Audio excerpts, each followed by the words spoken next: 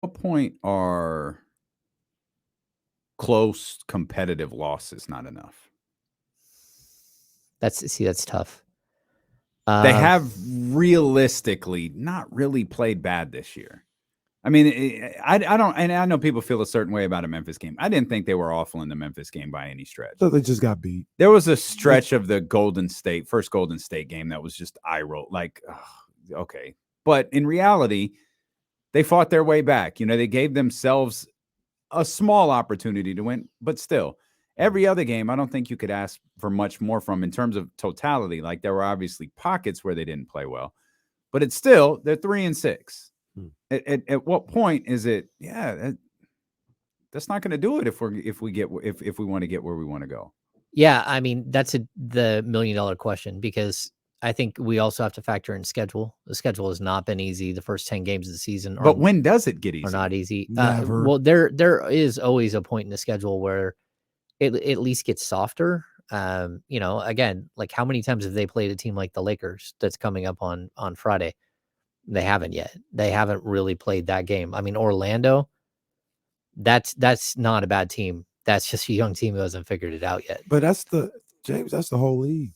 I look at that. The whole league is, the Lakers are terrible right now. They can win. Yeah, they can beat anybody. Yeah, I mean, LeBron is still there. Yeah, Russell Westbrook is still there. He's capable of. He's balling right now. Sixth man of the year. Balling right now. It's better to get this stuff out of the way right now, though, because we're going to get to game like 40. And again, I said it before the season, there are going to be so many teams that are like, yeah, we ain't really got a chance. We're out. Mm-hmm. And we're going to see the ripcord pulled on a bunch of these teams. And so you need to figure it out right now. You're right. But like, if they won one of these games where they got like nailed by the officials here out of the two, you know, then they're 4-5. Like, they're a game below 500, you know, like, they're so close. Yeah. So I think you have to let the process play out, as long as they don't get caught up in, oh man, we're falling too far behind. You know, we're sinking here. As long as that feeling doesn't seep in, then keep playing. And for that matter, like, if you are seeing something right now that's wrong with this team, all of us see at least one or two things that are wrong right now with this team. That's on Monty McNair to go make those changes. And he doesn't have to wait. There's no one that says he has to wait till December 15th or that he has to wait until 2 days before the trade deadline. If you see something you need to address and you need fixed with this team, go out and get it as early as possible. Like, go help this team. We obviously know they need a shot blocker, or they have to play. Like, I don't think putting Alex Len out there with Domantas Sabonis would work at all. So I don't know how that works. Same thing about Keita. Maybe one of the answers is to give a guy like Keita a shot. Like, he is a shot blocker, but you know you need that. But what you really need is you need a 4 or you need a 3 that can impact the game on that end of the court. So go start searching for that guy right now, because there are teams already who are like, yeah, we're winning too many games. This isn't what we're signing. We're in it for Victor, and that, you know, we're trying to do the victory lap here. And that's just not where they're at. And so, like, be aggressive and fix the holes. You knew that this team wasn't complete coming into the season. There are opportunities that you should be addressing as quickly as possible. Is there, I asked Damian this the other day, we had a discussion about this. Is there a number, win-loss wise, record wise, that would get you concerned about this team? Damian, I think yours was like, I'm around that mark right now, where like I was concerned. Play. Yeah, I was concerned that they lost that game against Golden State, which they very, very much could have won. And I've stated I do not feel good about this matchup against Cleveland. And mine was probably on the complete opposite spectrum, where I was like, if they were to get 9 or 10 games below 500, that's when I'd be pushing the panic button. When are you looking at this team like, hey, they're in big trouble? It's not 9 or 10. It's 7 or 8. That's usually when I'm like, that's fair. Okay, like, how do you get back? You know, like I fell under 500 in fantasy football because like for a long time, I wasn't really paying that much attention. I've been fighting to get back, but every time you lose in that situation, it's 2 games that you got to make up that one. And then you got to make up one more to get back up.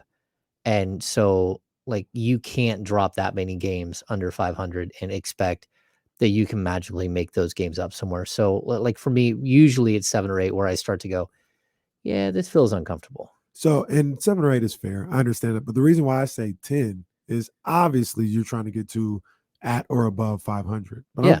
I'm thinking postseason, right? And 10, you don't need to get to 500 to get to your goal of playing playoffs, right? Maybe. No. You should assume that you should, though.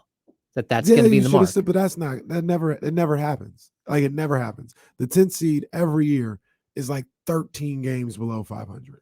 No, that's just the last couple of years. Every year, like we did it one time. We went back to like 07. Every year, the 10th seed, the 9th seed might be right there because there used to be a battle between 8 and 9. 10 is always 12 to 15 games below 500. Yeah, but didn't like the one year that the Suns like almost made the playoffs and they under Hornacek, that was like a 40-win team. That was like a decade ago, though, wasn't no, it? they won 48.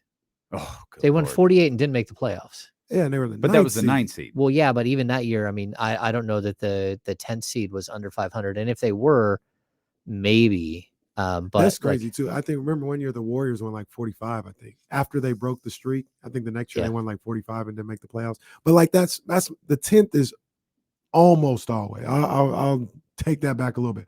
Almost always 12 games below 500. So if you got to 10 below, obviously you want to play better. I'm not saying like, oh, everything's great. Or if you got 7, 8, your goal is really to get, all right, let's get back to 3 games under 500. Not the whole 500. Strangely enough, the 10th seed is often whatever the Sacramento Kings record was. that's a pretty regular occurrence. Yeah. 34 wins in 2019, 2020. That was the Phoenix Suns. They were 34 out of 72. Sacramento was 39 at 9. 10 was the Lakers. They were 37. That was 2018-19. Going back to 17. Okay. Whoa, man. Let's Clippers, just say 42 and 40. I think the 10th seed. I think to make the 10th seed this year, 37, 38 games at a minimum. And sounds fair. And I'll tell you this, my 13 years, one time they won 39 games. Every other season has been 33 and below. Yeah. You can give the 2 Walton, if you prorated the 2 Walton years during the 72, those prorated to 35 wins. But still, like one time they won 39 games. So that's why like they're up against it. Like it fluctuates a lot more than I think we realize in recent years. Like I've seen 39 and 40 as numbers. And I'm now at 2012. Where that number's 41 and 41 for the Dallas Mavericks. The Portland Trailblazers were 11th and they had 33. Kings had 28 wins that year. Oh, what a season. What year is that? 12-13. 12-13. Okay. Yep. And the Kings were much better that year than they should. They had a better team. They had injury issues that year. Back when LeBron first started listening to Migos in 2010, Phoenix was 40 and 42. They were the 10th seed. The Houston Rockets were 43 and 39. League was strong. League was strong back in the day. Strong. Sacramento was 24 and 58. I love the league right now. I think there's so much talent. So maybe it is. Maybe it is. Maybe it is. It's tough. We're still going to get to the moment where these teams that are up there that we didn't expect to be up there, where they're not going to be up there anymore. And to your point, Kenny, I don't know that there's a team unless like a Utah or like the teams James is referring to, Utah, Portland, unless they remain significantly stronger than we thought, and they're not. Yeah. Well, obviously Portland isn't. I don't think Portland's tanking. I don't think their aspirations are to tank. Utah, like, no, we're going to compete all year, and they wind up in that vicinity of 39-40 when the season comes. The Lakers might tap out. The Spurs would they though? The Spurs are 5 and 6. They might not be good enough. Yeah, but they but they would. So they're tapping out, and they're just LeBron's not playing. Anthony Davis isn't, like, they're They haven't tapped out yet, and they can't win. That's, Plus, well, they that's don't what have I'm their saying. pick. Yeah, I got you. They may all be there and just keep losing games. Well, they might just, but they could just get to a point where we're not playing LeBron anymore. We're not playing Russell Westbrook anymore. Well, LeBron will be after he breaks the record. Yeah, LeBron's going to break that record. Then he goes to see Ohio State in their college football playoff run. I'm glad that you finally admitted that. Oh, they're getting in. I'm just glad. like, I'm just glad. like Michigan's getting in. Oh. They're getting in. Oh, Yeah, both of them. All right. Ohio State's going to get in because they're going to lose the Michigan game and still get in. It's possible. I'm telling you. You think I'm crazy? It's possible. It's absolutely possible. Right now, the 10th seed is 5-6. Right there. It's Minnesota. Right there. Dang, that's crazy. It's Minnesota. Anthony Edwards. They got to figure some stuff out. I'm just thinking Anthony Edwards and his new statue offense. The Statue of Liberty offense.